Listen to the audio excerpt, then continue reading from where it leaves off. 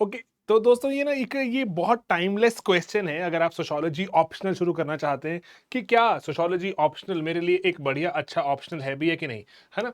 तो good optional इसकी परिभाषा क्या है कि सर नंबर दिला दे, समझ आ जाए, रिसोर्स मिल जाए, रैंक आ जाए, है ना? यही परिभाषा होती है। तो एक बार जान लेते हैं कि सोशियोलॉजी अच्छा ऑप्शनल है भी नहीं। चार पांच ब्रॉडर क्वेश्चंस पर मैं इसको जज करूंगा। एक बार आप अपना खुद देखना कि आप कैसे इस पे फिट होते हो कि नहीं होते। जैसे ये ना सवाल भी इंपॉर्टेंट इसलिए क्योंकि ना ऑप्शनल 500 मार्क्स का है दोस्तों। और अगर हम देखें सारे के सारे अगर हम जीएस मिला दें, चार जीएस 250 मार्क्स के, 1000 नंबर जीएस के हो गए। एक एसए 250 मार्क्स का 1250 हो गया। एंड 500 मार्क्स का ऑप्शनल 1750।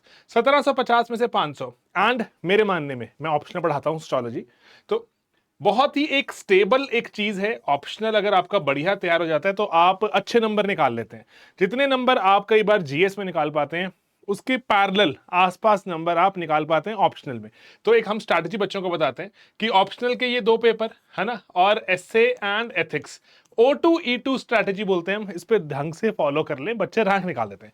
तो इसी थोड़ा पॉइंट ऑफ व्यू से सुनना भी इस पूरे जो वीडियो को, ठीक है? तो इंपॉर्टेंट है। और अगर गलत चॉइस कर लेते हैं तो हमारा अटेम्प्ट वेस्ट होने का खतरा बढ़ जाएगा, है ना? एंड रैंक बूस्ट करेगा। टॉप 5 ऑप्शनल में है जो कि बच्चे हर साल जिससे सिलेक्ट होते हैं, है ना? सेकंड या थर्ड पे चलता है सोशियोलॉजी। बहुत बच्चे इसको ऑप्ट भी करते हैं, सेकंड या थर्ड नंबर पे इसको चॉइस भी की जाती है सोशियोलॉजी की, है ना? पॉलिटिकल साइंस फेमस ऑप्शनल है, anthropology, geography, these are famous optionals and sociology. तो टॉप 5 में रहता है, सिलेक्शन तो है ही है, टॉप 2 टॉप 3 टाइप ही रहती है। एंड अगर आपका जो बैकग्राउंड इंटरेस्ट है तो सोशियोलॉजी आपको बहुत फायदा दे सकता है।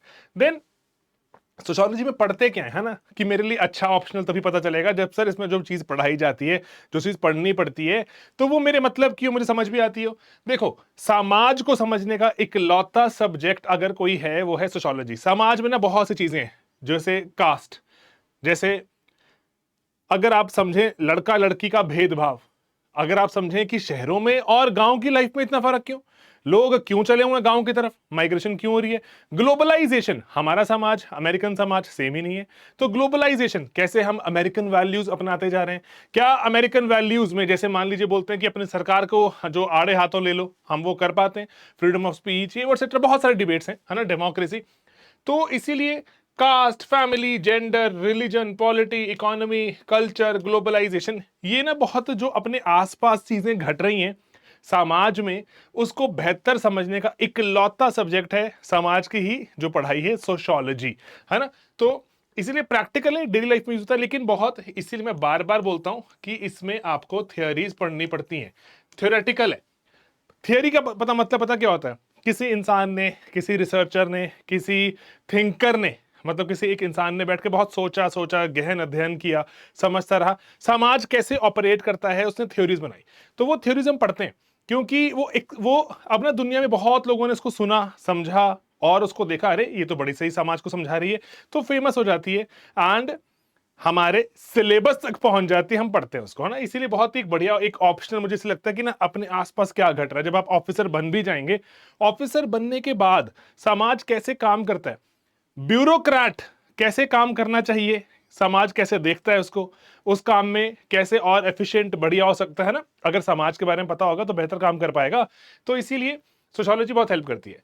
अब यहां पर एक सवाल जो बहुत अहम है, कोई भी कभी आपको चीज डिसाइड करनी है कि मैं इसको परसू करूं कि ना करूं, रिसोर्सेज।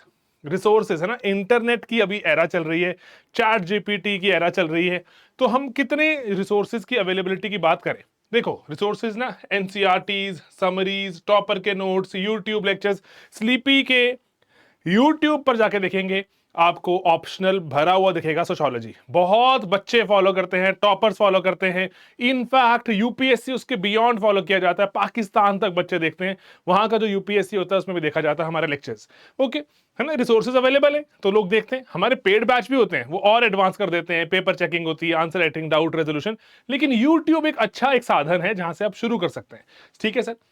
टॉपर्स अपनी स्ट्रैटेजी शेयर करते रहते हैं, टेलीग्राम, रेडिट, कोरा पर बहुत से लोगों ने अपने अपने पर्सपेक्टिव दिए हैं कैसे तैयारी करें। रिसोर्सेज की कमी नहीं है सोशियोलॉजी में, एंड इंफॉर्मेशन का थोड़ा सा ओवरलोड है, दैट इज ट्रू, है ना? लेकिन ऑर्गेनाइज तरह से पढ़ लोगे, टाइम का बहुत अच्छा एक उपयोग है, सदुपयोग कर पाओगे। देन यहां पर ना सवाल उठता है, सर सोशियोलॉजी मेरे लिए है कि नहीं में, सर मैं आर्ट्स बैकग्राउंड से हूं, थोड़ा स्मूथ रहने वाली आपके ट्रांजिशन। सर साइंस इंजीनियरिंग, जो मोस्टली टॉपर्स रहे वो साइंस इंजीनियरिंग बैकग्राउंड के थे। ब्लैंक स्लेट आओ, एक फ्रेश पर्सपेक्टिव लेकर आओ एंड ऐसे एक क्यूरियोसिटी से समझो, जानो चीजों को, समाज को देखो एंड मेरे मानने में कामयाबी कदम चूमती है। देन कॉमर्स, मेडिकल, है ना, जो भी है आप जिस भी फील्ड से हैं, एनालिटिकल माइंडसेट, एक फ्रेश पर्सपेक्टिव ये लेकर आओ एंड कोई भी चीज आपको कभी भी परेशान नहीं करेगी। क्यूरियोसिटी दिखाओ, जानने की इच्छा रखो, समझने की इच्छा रखो, नहीं समझ आया तो रिपीट करके देखो, पक्का ही पक्का गारंटी से कामयाबी कदम चूमती है। तो कोई जो प्रायर सोशियोलॉजी की डिग्री की रिक्वायरमेंट नहीं होती। देन सर एक सवाल है कि सर मुझे तो वो ऑप्शनल चाहिए जिसमें सिलेबस का ओवरलैप हो जीएस के साथ। सर ये बात सही है, सोशो में बहुत ज्यादा है।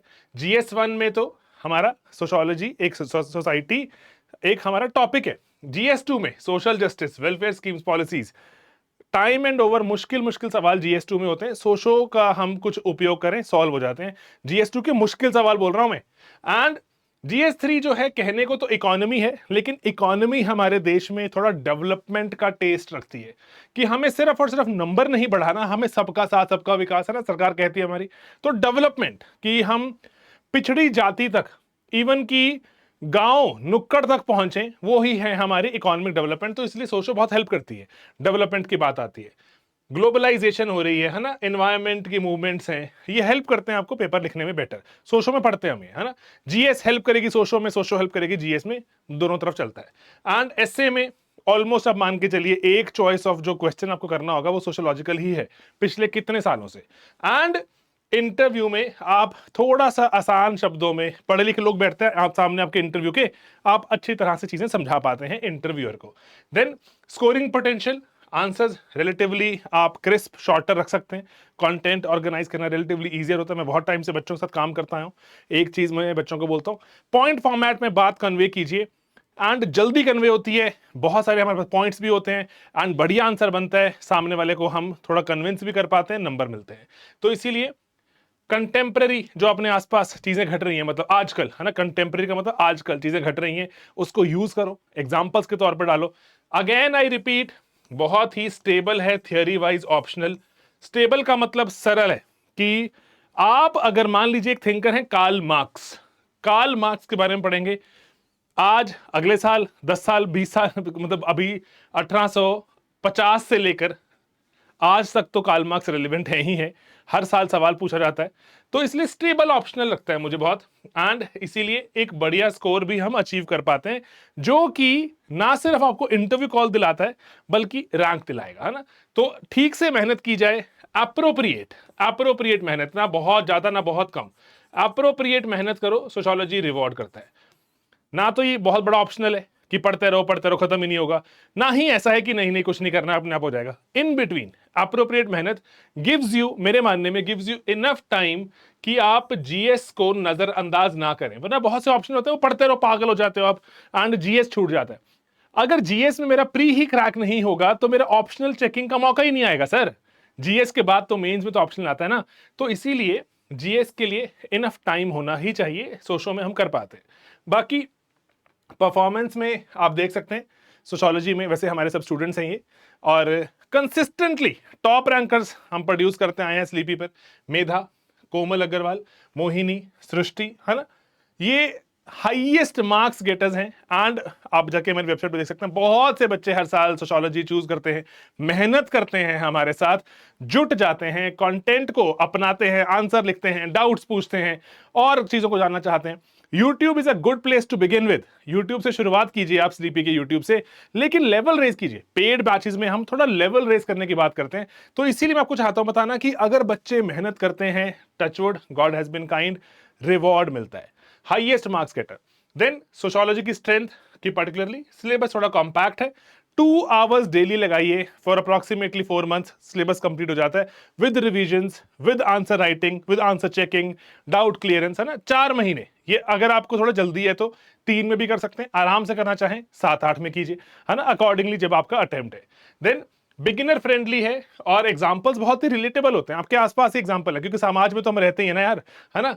एंड देन जीएस एससी के साथ, इंटरव्यू के साथ अच्छा खासा ओवरलैप है। आपका माइंडसेट इस तरह से बनाता है कि आप समाज को सुधारना चाहेंगे, समाज को पढ़ेंगे, समाज को सुधारने की बातें पढ़ेंगे, तो ऑटोमेटिकली अच्छा ब्यूरोक्रेट की निशानी बन जाएगी ना। एंड थिंकर्स हैं जो इन्होंने सोचा कभी, फिलोसोफर्स है ना, कॉन्सेप्ट्स हैं, केस स्टडीज हैं, बढ़िया बनाते हैं आपके उसको।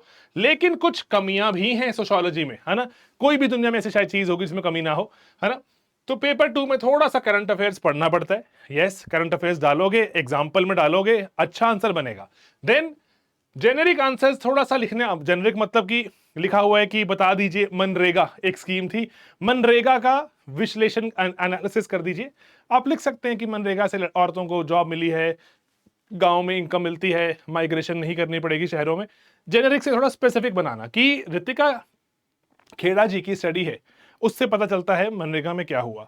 पर्टिकुलरली एसेट की टाइप, कौन सी क्लास को बेनिफिट करती है, किसको नहीं, है ना। मेरा कहने का भाव ये है, थोड़ा सोशोलॉजिकल बनाएंगे।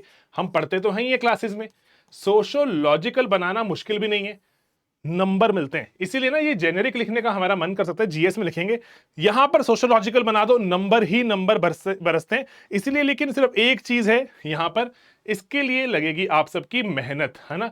मेहनत, मेहनत नहीं करोगे तो कोई भी चीज, यूपीएससी है ना, क्यों हम अज्यूम करें यूपीएससी मेरा मेहनत करने कुछ मिलेगा। ऑर्गेनाइज्ड मेहनत करो, टाइम लगाओ, रिवॉर्ड मिलता है। एंड पॉपुलर ऑप्शनल है तो कंपटीशन तो रहेगा ही रहेगा, मेहनत करनी पड़ेगी। लेकिन बहुत बच्चे सवाल पूछते हैं, सर मेरा आंसर उससे अलग कैसे होगा। टेंशन ही मत लो, हर कॉन्सेप्ट समझने के लिए जो आप समझते हो, आप अपने आप इंटरनलाइज करते हो, अपनी भाषा खुद चुनोगे, आप अपने हिसाब से लिखोगे। मैं इतने सालों से पढ़ा रहा हूं, हजारों बच्चे हमारे बैचेस में आके पढ़ चुके हैं, आंसर्स लिखते हैं, और सेम ही क्लास में पढ़ते हो आप बच्चे, है ना, सेम ही एग्जांपल्स बताता हूं आपको मैं। तो लेकिन तब भी जो प्रेजेंटेशन है कितना वेरी करती है, सेम होती ही नहीं कभी, इसलिए वो टेंशन लेना ही बंद कर दो। कंपटीशन हाई का मतलब है कि बच्चे मेहनत करते हैं, तो इसीलिए मेहनत नहीं करोगे ऑटोमेटिकली हम थोड़ा थोड़ा, क्योंकि इट्स अ कंपेटिटिव एग्जाम, है ना, कंपेटिटिव एग्जाम में पीछे रह जाएंगे तो नंबर नहीं आएगा, सीटें तो लिमिटेड ही है ना। पेपर 1 को पेपर 2 से बैलेंस करना चैलेंजिंग लग सकता है हमें, मेरे मानने में पेपर 1 को पेपर 2 में यूज करो, पेपर 2 के एग्जांपल्स पेपर 1 में कोट करो, बहुत ही बढ़िया एक आपका आंसर बन जाता है, मिश्रण होता है और अच्छा लगता है पढ़ने वाले को कि भाई ये सोचा समझा हुआ लिख रहा है। तो इसीलिए कौन चूज करे सोशियोलॉजी, जिसको थोड़ा सा एनालिसिस समाज का, जिसको बदलाव चाहिए समाज में, थोड़ा डिबेट्स में जो भागीदारी करता है कि यस सर बदलने हैं चीजें। एंड जीएस और एसए में ओवरलैप के वो लेकर थोड़ा चिंतित रहता है तो रहे, है ना, कि yes it's a good thing. कई बार ऐसे होते हैं कि नहीं सर, टेक्निकल जो ऑप्शनल है, मान लीजिए मैकेनिकल इंजीनियरिंग, मान लीजिए इलेक्ट्रिकल, मान लीजिए केमिस्ट्री, मैथमेटिक्स, फिजिक्स, उनमें कोई ओवरलैप नहीं है, लेकिन सर मुझे पसंद है, मुझे मैथ्स पसंद है, फिजिक्स पसंद है, मुझे मैकेनिकल इंजीनियरिंग पसंद है, तब तो ओवरलैप मेरी चिंता ही नहीं है ना। जिसको चाहिए, जिसको चाहिए तो वो अकॉर्डिंगली सोशो में थोड़ी सी फेवर पाएगा, थोड़ा सा कंफर्ट महसूस करेगा क्योंकि ओवरलैप है। एंड कॉन्सेप्ट्स लिखने के साथ जो थोड़ा सा कंफर्टेबल होता जाएगा। देखो, आंसर राइटिंग एक स्किल है, ये इट्स लाइक कि जैसे भागना सबको आता है, लेकिन ऑर्गेनाइज तरीके से भागना, रेस में भागना, कि मैं ये रेस जीतूं, 100 मीटर में फास्टेस्ट भागूं, एक स्किल है। जितना प्रैक्टिस करते जाओगे उतना बेटर होते रहोगे, है ना। ये कभी नहीं कह सकते कि मैं सर एकदम परफेक्ट हो गया, ऐसा कभी नहीं होता कि मैं भागने में परफेक्ट हो गया। तो इसलिए आंसर राइटिंग एक जर्नी है, जितना ज्यादा करते रहोगे, लिखना कैसे है, थॉट्स दिमाग में बहुत है, कागज पे कैसे उतारोगे, लिखते रहोगे बेटर होता जाता है। इसीलिए हम अपने आंसर राइटिंग मॉड्यूल को भी ऐसे ही चलाते हैं। एंड डायग्राम्स, एग्जाम्पल्स आंसर में डालना ऑटोमेटिकली। इसीलिए कौन कौन सोशियोलॉजी को अवॉइड करे, जिसको थियोरीज कॉन्सेप्ट्स ज्यादा पसंद नहीं है, जिसको पर्टिकुलरली जैसे टेक्निकल और ये न्यूमेरिकल वाले सब्जेक्ट्स पसंद है, सोशो में कोई टेक्निकल न्यूमेरिकल नहीं है, सॉरी, है ना। एंड जो थिंकर्स को लिंक नहीं कर सकता वो सोशो को अवॉइड करे। एंड जो पेपर 2 को अपडेट करना है लेट्स से, या फिर कुछ एग्जांपल्स डालने का मन करता है, वो नहीं डालने का मन कि नहीं सर मुझे कोई एग्जांपल्स वगैरह क्वेश्चन डालने, तो थोड़ा सोशो को अवॉइड करे। तो ओवरऑल मेरी वर्डिक्ट यही है कि बिगिनर फ्रेंडली है, वास्ट मेजॉरिटी स्टूडेंट्स हमारे साथ जुड़ते हैं वो सोशल बैकग्राउंड नहीं रखते, एंड रिसोर्सेज बहुत है इसके लिए, सिलेबस रिलेटिवली छोटा है, और राइट प्लान से स्ट्रैटेजी से चलते हैं तो स्कोरिंग है। जीएस के लिए इनफ टाइम आपको ये दे देता है। तो लेकिन फाइनल चॉइस आप अपनी मर्जी और स्ट्रैटेजी के हिसाब से रखिएगा। अभी करें तो करें क्या, अगर मैं चाहता हूं शुरू करना, सबसे पहला तो आसान काम है कि आप स्लीपी क्लासेस पे यूट्यूब पर जाकर सोशो की हमारी प्लेलिस्ट है, उसको देख सकते हैं। स्लीपी क्लासेस यूट्यूब पे जाके सोशो की प्लेलिस्ट देख सकते हैं, उसमें मैंने बिल्कुल बेसिक से उठाया हुआ है, ठीक ठाक लेवल पे यूज होता है वो, एंड उसको जाके देखिए, लग रहा है कुछ सोशो में समझ आ रहा है। एनसीईआरटी 11वीं क्लास की पढ़ सकते हैं, कोई एक आधा पीवाईक्यू देख सकते हैं, है ना, जैसे कास्ट बताइए आजकल के भारत में कास्ट कहीं होती भी है यूज या नहीं होती, ये रिसेंट सवाल पूछा गया यूपीएससी द्वारा। एंड अगर लगता है ये सही लग रहा है, सोशियोलॉजी में कर पाऊंगा, तो ऑटोमेटिकली आप कदम आगे बढ़ाएं एंड ऑटोमेटिकली प्लान बनाकर जीएस के साथ टाइम निकालकर, अखबार पढ़ने का, करंट अफेयर्स का टाइम निकालकर सोशो के लिए एक जगह बनाएं। ऑटोमेटिकली यू विल सी कि तेजी से ग्रोथ हो रही है। ठीक है दोस्तों, तो ये बेसिक सा एक आइडिया था कि सोशियोलॉजी मेरे को करनी चाहिए कि नहीं करनी चाहिए, कौन अवॉइड करे, चैलेंजेस क्या हैं, स्ट्रेंथ्स क्या हैं, बच्चे सिलेक्ट होते भी हैं कि नहीं होते, हर साल होते हैं, ठीक ठाक बच्चे सिलेक्ट होते हैं। इस बार तो टॉप 10 में 3 बच्चे सोशो के थे, एंड ओवरलैप है और रिसोर्सेज की अवेलेबिलिटी है, और सोशो में पढ़ते हैं हम क्या, और क्या है इंपॉर्टेंस ऑप्शनल की। तो O2E2 स्ट्रैटेजी कभी मत भूलना। इसीलिए सोशो एक अच्छा ऑप्शनल है या नहीं, ये आप डिसाइड अभी कीजिए and accordingly start working on it. क्योंकि बहुत बच्चों के हमें ये डाउट्स आ रहे हैं जिन्होंने अटेम्प्ट देना है अभी आने वाले सालों में, तो ऑटोमेटिकली सोशो चूज करें कि ना करें। तो I think this will give you a fair idea, क्योंकि I have been teaching sociology for a very long time now, and बहुत से बच्चे सिलेक्ट हो चुके हैं, वीडियोस कंज्यूम करते हैं, हमारा कोर्सेज में आते हैं, फ्री वीडियोस है, फ्री रिसोर्सेज है, इतना सारा सामान हमारी वेबसाइट पे हमने डाउनलोड्स में डाल दिया। आप इग्नू का सामान, एनसीईआरटीज, प्रीवियस ईयर पेपर के सॉल्यूशंस, सब कुछ हमारी वेबसाइट पे बहुत कुछ अवेलेबल है, वहां से फ्री रिसोर्सेज को यूज भी कीजिए एंड अकॉर्डिंगली मेरे मानने में एक प्लान बनाकर आगे बढ़ना शुरू कीजिए। ऑटोमेटिकली यू विल सी कि सोशियोलॉजी रिवॉर्ड करती है। और कोई सवाल हो तो पक्का बताइए, आई विल मेक वीडियोस। ठीक है, चलिए मिलेंगे, and I wish you a lot of luck and hard work, and most importantly a will and intent to crack this exam, because मेहनत करने से ही कुछ कामयाबी मिलेगी, अदरवाइज नहीं मिलती इस पर्टिकुलर एग्जाम में। ठीक है, चलिए मिलेंगे दोस्तों, बाय बाय।